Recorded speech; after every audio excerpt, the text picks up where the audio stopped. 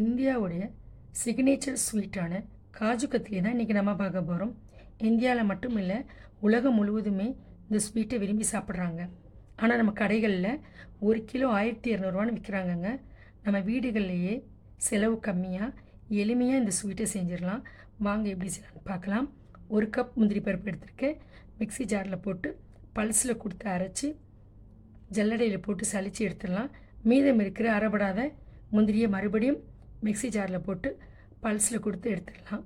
அடுத்து ஒரு பேன் அடுப்பில் வச்சு அதில் 1 கப் முந்திரிக்கு 1/2 கப் சர்க்கரை, 1/4 கப் தண்ணீர், 1 டேபிள் ஸ்பூன் நெய் சேர்த்து சர்க்கரை கரைஞ்சதும் நம்ம அரைச்சி வச்சுருக்க முந்திரி பவுடரை சேர்த்துடலாம். சேர்த்து கைவிடாமல் கிளறணும். பிகினர்ஸாக இருந்தால் லோ ஃப்ளேமில் வச்சு கிளறுங்க, ஏன்னா லம்ஸ் விழாமல் இருக்கும், அதனால தான். அடுத்து கைவிடாமல் கிளறணும். கொஞ்சம் கொஞ்சமாக இறுகி வரும். பாருங்கள், இறுகி வருது. அடுத்து நல்லா பொங்கி இறுகி வரும். ஃபைனலாக பாத்திரத்தில் ஒட்டாமல் நல்லா இறுகி வரும். அந்த ஸ்டேஜில் நம்ம ஸ்டவ் ஆஃப் பண்ணி இறக்கி வச்சு ஆற வச்சிடலாம். கொஞ்சமாக கைகளில் எடுத்து உருட்டி பார்த்தோம்னா கைகளில் ஒட்டாமல் வரும்.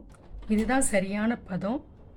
அடுத்து நம்ம கண்ணாடி பேப்பரை விரித்து அதில் நெய் தடவி ஆறின காஜு கத்திரி அதில் சேர்த்து நல்லா அந்த கண்ணாடி பேப்பரை வச்சு கைகளால் அழுத்தம் கொடுத்து சேர்க்கணுங்க.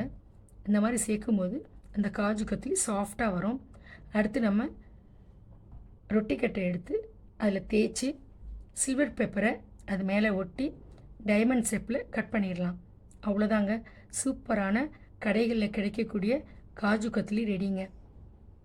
நீங்களும் இந்த காஜு கத்லி இந்த தீபாவளிக்கு செஞ்சு பாருங்கள். 1 கப் முந்திரிக்கு 1/4 கிலோ காஜு கத்லி கிடச்சிதுங்க. இவ்வளோ லாபமாக நம்ம வீட்டில் செஞ்சால் கிடைக்கும்.